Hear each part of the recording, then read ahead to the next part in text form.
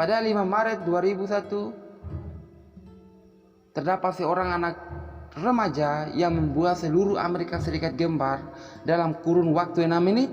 Berbekal pistol milik bapaknya, anak tersebut berhasil membunuh 2 orang dan melukai setidaknya 13 orang.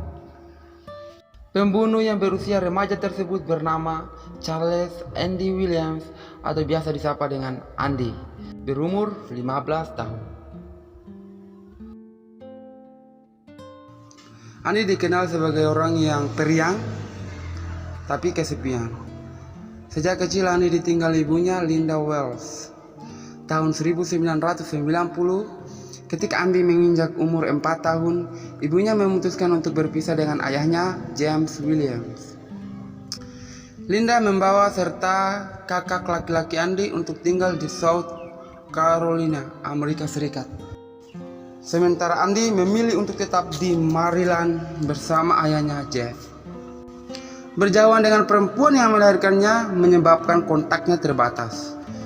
Kakaknya berkunjung ke Maryland setiap musim panas barang 1 atau 2 minggu. Sementara Andy memiliki kesempatan bertemu ibunya setiap Natal. Sesekali Andy menelpon sang ibu atau mengirimnya kartu pos ketika ibunya ulang tahun. Begitu juga menjelang Natal, sembari mengabarkan persiapannya untuk menjenguk Linda. Praktis, kalau tidak ada keperluan yang sangat mendadak, maka keduanya cuma bertemu sekali setahun. Andy ini sejatinya bukanlah remaja pemurung, terutama ketika berada di sekolah. Justru sebaliknya, Andy adalah orang yang terbaik di bidangnya.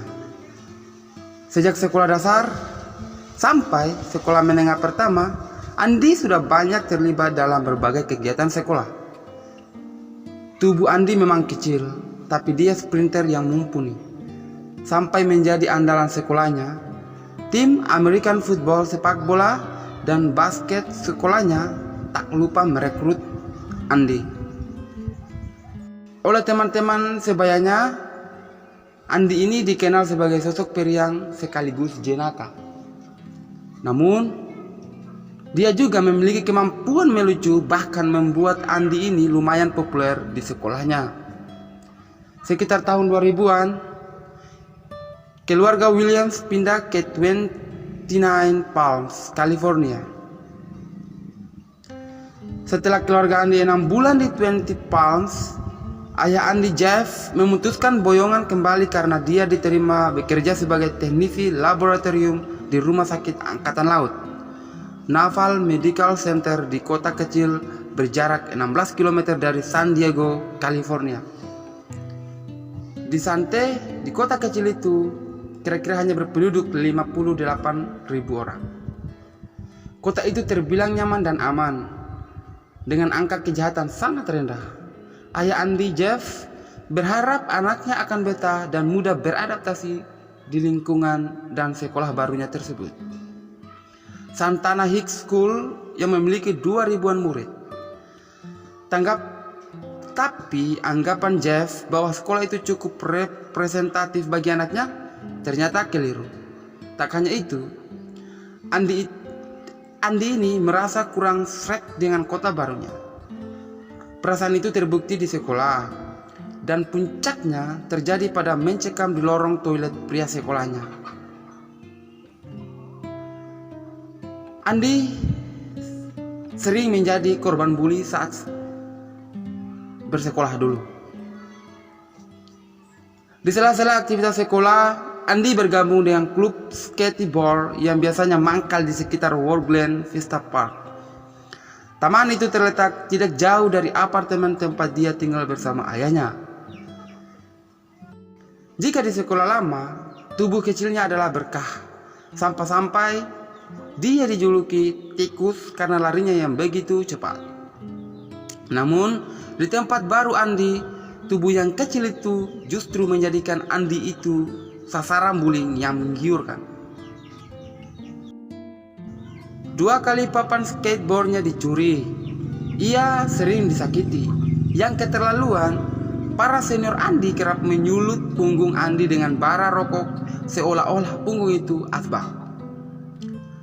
Andi setelah kejadian itu begitu menyimpan dendam yang begitu dalam. Ia sering mendapati bukunya dibuang orang lain ke toilet, tasnya diambil. Ayah Andi juga, Jeff, pernah memergoki Andi pulang dengan muka babak belur. Saat ditanya, si anak hanya menjawab, "Ah, tidak apa-apa. Saya hanya terjatuh saat main, Dedi."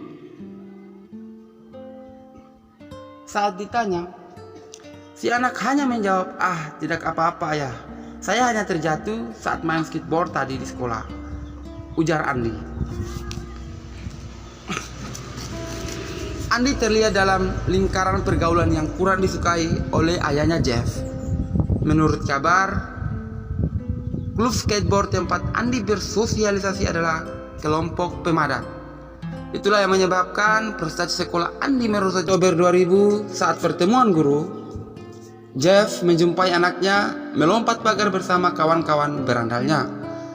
Jeff juga mendapat laporan dari gurunya bahwa Andi sering ditegur oleh gurunya karena ulah nakalnya. Andi juga sering terlambat datang di sekolah. Jeff jelas-jelas mengetahui kondisi anaknya tersebut karena dia beberapa kali dipanggil oleh pihak sekolah terkait kelakuan Andi yang semakin hari semakin menyimpang. Saat Natal tiba, seperti biasa, Andi ini mengunjungi ibunya di South Carolina. Ayah Andi berharap kunjungan itu bisa mengubah tabiat Andi. Benar saja, Jeff melihat ada perubahan dari sikap Andi sebelum dan sesudah Natal. Kabarnya, ibunya mengizinkan Andi untuk tinggal di South Carolina. Tapi, Andi harus merampungkan tahun pertama dulu di Sante. Tabiat Andi berangsur-angsur membaik di beberapa minggu selepas tahun baru. Ayah Andi mulai tenang, tapi lagi-lagi ia salah perkiraan. Perilaku normal Andi hanya bertahan beberapa minggu. Dia kembali ke gengnya dan parahnya nilainya kian hari kian menurun. Terkadang C, D tidak mau berburuk sangka kepada anaknya. Jeff mengira itu hanya sikap pemberontakan sementara.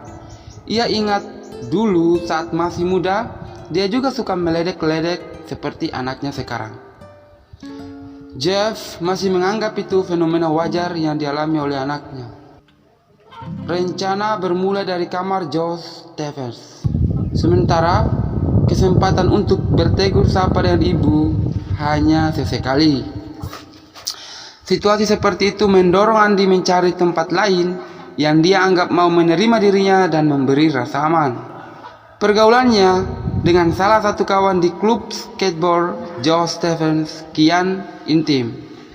Andi selalu mengikuti apa yang dilakukan dan diinginkan oleh Josh karena Andi merasa bahwa Josh adalah sosok yang bisa melindunginya dari gangguan yang dialaminya selama ini.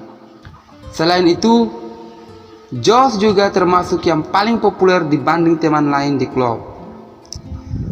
Dari Josh juga, Andi bisa menjalin hubungan singkat dengan gadis 12 tahun asli Elsop. Berdua, mereka biasanya menghabiskan malam di taman sembari mengisap ganja. Elsop yang dengan pedenya menulis kalimat "I love you Andi" di sepatunya yang kumal dan butut, sepertinya merupakan cinta pertama bagi si Andi. Dari Josh, Andi mendapatkan keberanian untuk mengebom sekolahnya. Pada suatu malam, kira-kira 3 minggu sebelum penyerangan, Andi mengutarakan niatnya melakukan penembakan di sekolah kepada Josh. Tapi rencananya terlebih dahulu ketahuan oleh bibi Josh, Dawn Hemming, seorang penata rambut. Bibi Josh, Dawn Hemming, seorang penata rambut, berkata kepada Josh, "Apa yang kamu rencanakan bersama Andi?" bentak bibi Dawn. Josh pun menjawab, "Ah, tidak, kami hanya bercanda. Ini hanya sebuah rencana konyol bibi. Jawab Josh. Tidak percaya pada ucapan Josh, Dawn Hemming menyarankan Josh meminta bantuan teman ibunya untuk menasihati Andy. Tapi Andy sudah terlanjur gelap mata dan dendam dengan orang-orang yang merendahkannya selama ini. Meskipun berkali-kali dia mengatakan, itu hanya bercanda kok. Rencana Andy untuk melakukan penyerangan sebenarnya sudah lama. Menurut pengakuan salah seorang temannya, Andy sudah mengambil salah satu revolver atau pistol koleksi ayahnya 2 bulan sebelum penyerangan. Andy mengambil pistol itu ketika ayahnya tengah terlelap selepas pulang dari pekerjaannya. Kemudian rencana gila lainnya yang dibuat oleh Andy ini bersama Josh sahabatnya adalah mencuri mobil ayah Andy dan pergi ke Meksiko untuk mencari kehidupan baru. Pada akhirnya mereka memang tidak melakukan hal itu. Makanya banyak teman meledek dan menyebut mereka pussy. Tapi sikap keras Andy terlanjur terbentuk. Ia membuat ultimatum di depan 1.900-an murid Santana High School bahwa saya akan membuat peristiwa yang serupa seperti Columbine Massacre yang terjadi 2 tahun lalu. Tak hanya di lapangan, dia juga membuat ancaman di atas atap sekolah. Banyak orang mengabaikan hal itu, meski ada juga kelompok yang malah memprovokasinya dengan mengatakan bahwa Andy tidak mungkin berani melakukan serangan tersebut. Sabtu malam, 2 hari sebelum penembakan, Andy ini berkumpul di apartemen Josh bersama teman-temannya. Sejak sore, Andy terlihat lebih diam dibanding hari-hari biasanya. Andy memilih untuk sedikit menjauh ke pojokan ketimbang nongkrong dengan kawan-kawan yang menggitari kobaran api unggun yang sengaja dibuat. Andy seolah asik dengan kebisuannya, tapi tiba-tiba ia bicara, "Saya akan melakukannya besok pagi-pagi sekali ketika jam masuk sekolah," katanya tegas. Seluruh ruangan sontak terdiam, dan kemudian hanya butuh 6 menit Andy melakukan itu. Tepatnya Senin pagi 5 Maret 2001, Andy menyempatkan diri untuk mengisap ganja bersama teman-teman kompleksnya. Mungkin saja ini upaya Andy untuk tidak gugup saat melakukan aksinya nanti. Sebelum sampai di sekolah, Andy bersama Shawn Turk, John Fields, Mick Wolf menyempatkan diri untuk mampir di sebuah rumah makan cepat saji. Dan sekitar pukul 9.06, "Saya berangkat duluan," ujar Andy kepada ketiga temannya. Tentu saja ini mengagetkan, karena biasanya mereka menemani Andy sarapan paling cepat sampai pukul 9.15. Andy melangkah ke gerbang sekolah dengan begitu yakin. Tak ada keraguan di dalam dirinya. Tak ada tanda-tanda yang menunjukkan dia adalah korban bullying. Sekelompok kawan yang beberapa hari terakhir kerap menggeledah tubuh Andy. Khawatir Andy tidak main-main dengan ucapannya tempo hari. Kemudian teman-teman tersebut memeriksa Andy dari atas sampai bawah tubuhnya. Namun Andy pun lolos. Sayang, penggeledahan tidak sampai ke dalam tasnya, karena disitulah Andy menyimpan sebuah revolver atau pistol Arminius berkaliber 22 dan juga satu kotak amunisi berisi 40 peluru yang diambil Andy dari laci ayahnya. Kemudian Andy berjalan santai menuju arah tembok pembatas lapangan, lalu berbelok ke lorong toilet pria. Sekitar pukul 9.20, sesampainya di toilet tersebut, Andy mulai memainkan lakonnya sebagai pembunuh berdarah dingin. Tembakan pertama mengenai kepala Brian Zucker, berumur 14 tahun. Lalu diteruskan menembak seorang murid yang lain yang bernama Trevor Edward. "Kenapa saya?" kata Edward kepada Andy sembari mencoba bertahan setelah ditembak. "Diam, tak usah banyak ngomong," gertak Andy. Andy yang sudah kalap lalu keluar dari toilet menuju halaman sekolah. Di sana, pistol kembali memuntahkan peluru dan melukai 11 murid. Randy Gordon, 17 tahun, tewas seketika setelah punggungnya tertembus peluru. Raymond Serrato, teman karib Gordon, juga pun tertembak. Menurut pengakuan Serrato, ada yang janggal dari mimik wajah Andi pagi itu. Sebuah mimik sumringah yang jarang dia jumpai menghiasi muka imut Andi. Wajahnya tersenyum, menyeringai. Dia menatap tepat ke arahku, kata Serrato. Andi seolah-olah begitu menikmati aksi brutalnya. Supervisor keamanan sekolah, Peter Ruiz, mencoba untuk menghentikan serangan. Tapi sial, Andi ini mengarahkan pistolnya ke pengawas 22 tahun tersebut dan menghujaninya dengan 5 tembakan di punggung. Pelatih American Football Tom St. berumur 33 tahun pun ikut tertembak. Total 2 orang meninggal dan 13 terluka parah dalam kurun waktu tak kurang dari 6 menit. 2 polisi yang kebetulan sedang bertugas di sekolah tersebut segera mengambil tindakan. 1 orang mendekati toilet dan satunya melindungi di belakang. Letakkan pistol, gertak salah seorang petugas.